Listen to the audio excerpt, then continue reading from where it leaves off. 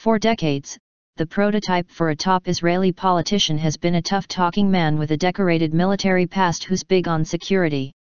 Now, however, women are filling senior positions in parties across the spectrum, and they are influencing the style, tone, and manner of Israeli politics. Opinion polls suggest up to 30 women, including a 29-year-old former protest leader and a 49-year-old retired brigadier general, will be elected to the 120-seat Knesset when Israelis vote March 17. If that proves to be the case, Israel will have a higher percentage of female legislators than the United States does, while remaining in the middle of the pack internationally. Golda Meir rose to become the country's first female prime minister in 1969. A decade before Margaret Thatcher came to power in Britain. Meir met the requirement to be tough on security. David Ben-Gurion, Israel's first prime minister, is said to have described her as the only man in his cabinet, and she later led the country through the 1973 Yom Kippur War. But in the past 4 decades no woman has reached the top in a country where military experience is prized, although former spy agency operative Tzipi Livni has played a leading role for a decade and may yet make it to the Prime Minister's office.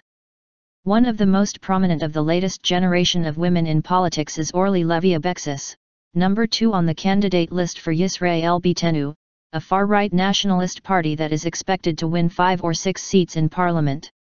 The backer of 26 bills during her 6 years in the Knesset, Levy Abexis is one of the most active legislators. But some of her experiences reflect those of women in many countries trying to make their way in their chosen career. Men are treated so differently. A mother of 4 children, and an attorney who put herself through law school by modeling, she said she felt that women in Israeli politics tend to be taken less seriously than men and had to overcome more obstacles. Men are treated so differently. It's irritating, said the 41-year-old, whose father, David Levy, is a former foreign minister. I'd like to see as many women as representatives as possible. Most of the social activists and volunteers are women, anyway. The most prominent female politician with a senior military background is Miri Regev, 49, a former brigadier general who was chief spokeswoman and censor for the Israeli military. At number 5 on the party list for Likud, the right-wing party of Prime Minister Benjamin Netanyahu, Regev is set to get a senior cabinet post if the party wins the election. I'm clear and blunt and make no apologies for it, Regev said of her style of politics, which has made her a strong performer in TV debates. I'm not one of those distant, jaded politicians, she said, adding that female politicians shouldn't have to hide behind any male voices. Tal Schneider, a political blogger, said compulsory military service has often given men an advantage in building political careers. While women serve too, they tend to do administrative jobs. Men in combat units frequently rise up the ranks more quickly, bolstering their image as enforcers of national security.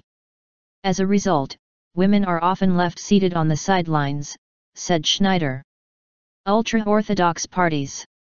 Another hurdle is that Israel has many ultra-Orthodox religious parties that ban women from running for office.